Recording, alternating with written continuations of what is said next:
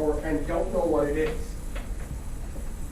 So Cabral's like, okay, what do you suggest? Vespucci says, give me a couple of ships, let me stay behind and figure this place out, and you go to India.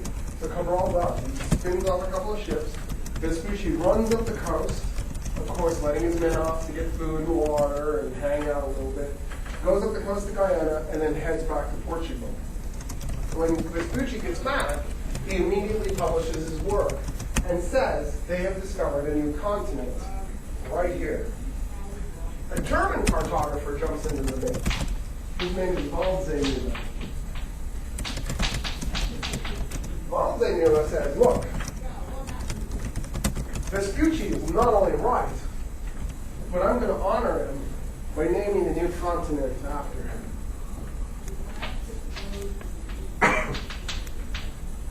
Amerigo Vespucci, so America. The first place named America was Guyana and this part of Brazil.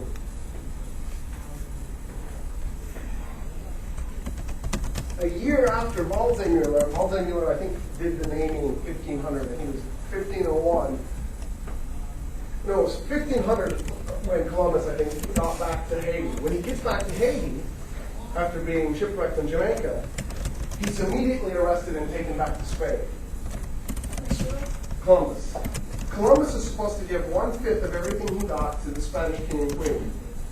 What Columbus wasn't doing was, or apparently, according to the Spanish royalty, he was cheating. He wasn't giving them 1/5. And so, when he gets back to Haiti, he's arrested for basically embezzling from the Spanish crown. He's taken back, he goes to jail, and he doesn't get out until a few years later. When he finally gets out, he then publishes a report finding Eden. But it's years after people have already started referring to Brazil as America. He's too late. And nobody thinks he's right by this point. Everybody's sure that Amerigo Vespucci is right, that the Earth really is 24,000 miles at the equator, that this is really another continent. It's not an old continent that we knew of before, and that probably means that this is all new stuff too, and Columbus is wrong. Columbus goes to the Queen and asks for a fourth voyage. The Queen goes, this is stupid, Columbus. I don't want to send you on a fourth voyage, you're wasting my money. He goes, I know this is India. Let me prove it. She goes, okay, I will let you go on a fourth voyage, but when you go on this fourth voyage, you must bring back proof that this is India. I want you to bring back a Buddhist or a Hindu statue. I want you to bring back something that shows me that you've actually been in India. If you bring back anything that we're unfamiliar with that's originating in India, you're done. I'll never send you on another mission. He takes off on the fourth expedition. Of course, stops, hangs out with his brother for a few days, shoots up the coast of Florida, doesn't really find what he's looking for, comes back down, goes back empty-handed. He died insisting that he had found India, but of course he was like the only person who believed it before. He also, in his fourth journal entries, began signing his name Son of God. Christophoro means cross-bearer. And he began to think that his name was Cross-bearer because he was Christ, and that he had been sent to earth by God to Christianize the Americans, or India.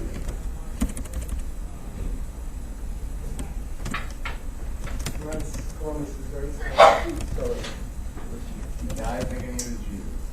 And that he found India. And that the earth was a lot smaller than it was, with a pump on it. And a strong-headed human-eating carrots. And he cut off people's hands and didn't bring them silver.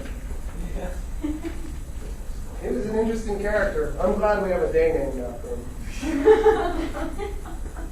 I don't understand. If you found Eden, why would you want to go anywhere else? Why wouldn't you just go to Eden? Because it's forbidden. You can't go back.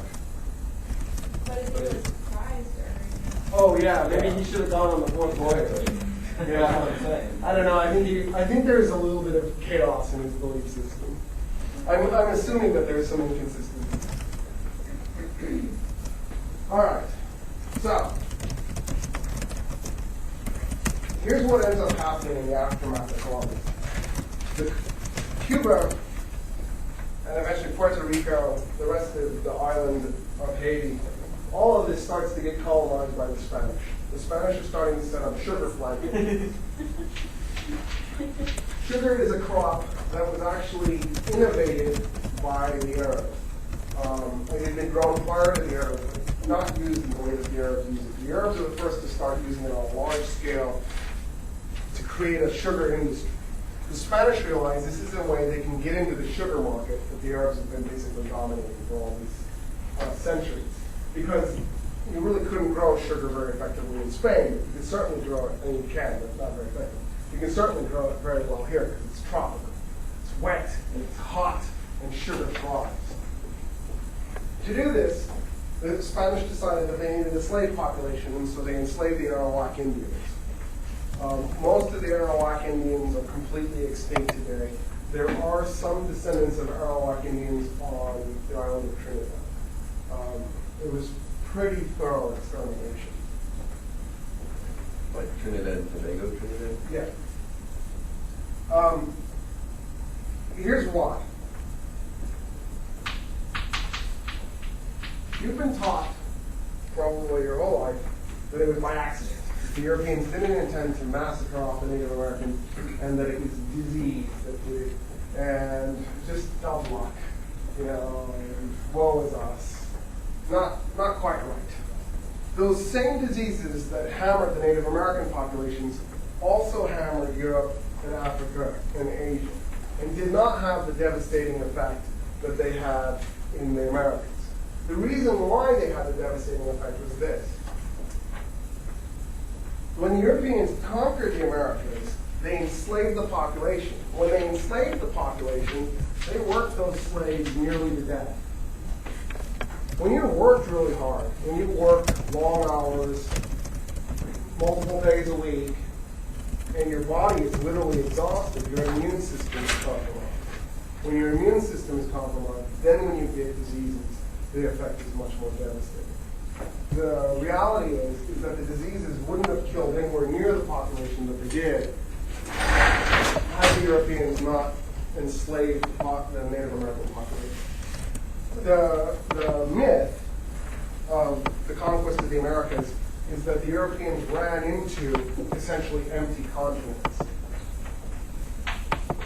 North and South America probably had somewhere around 140 million people living in it. These were not empty continents. They were two very heavily populated continents.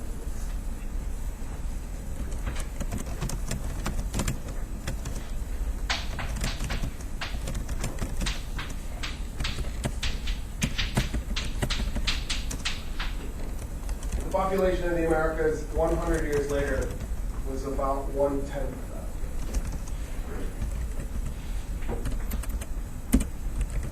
Which means 90% death toll. The worst of the diseases that the Native Americans were subject to, of course, was smallpox. Smallpox, when it hit the Middle East, took out about 40% of the population. Smallpox is bad.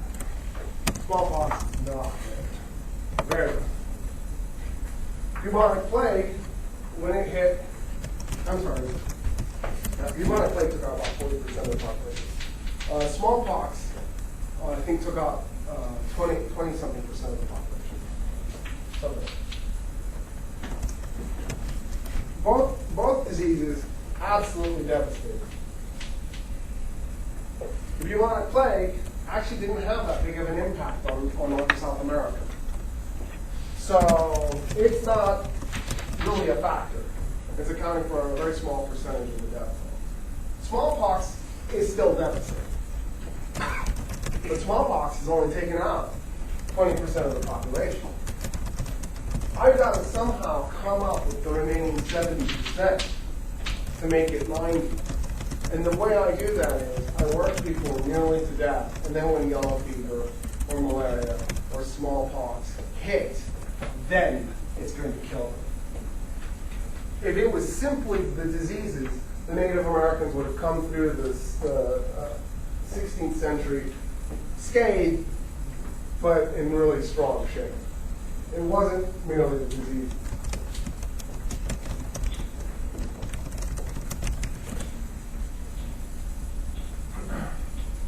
Since Texas is tied to Mexico, I'm going to also do, I want to give you an idea of what Mexican Native American populations were like. In part because the conquest of Mexico also informed the conquest of Texas. So, we're going to talk about the Aztecs. What? First of all, the term Aztec is about a 100-year-old term, maybe a little bit more, 130-year-old.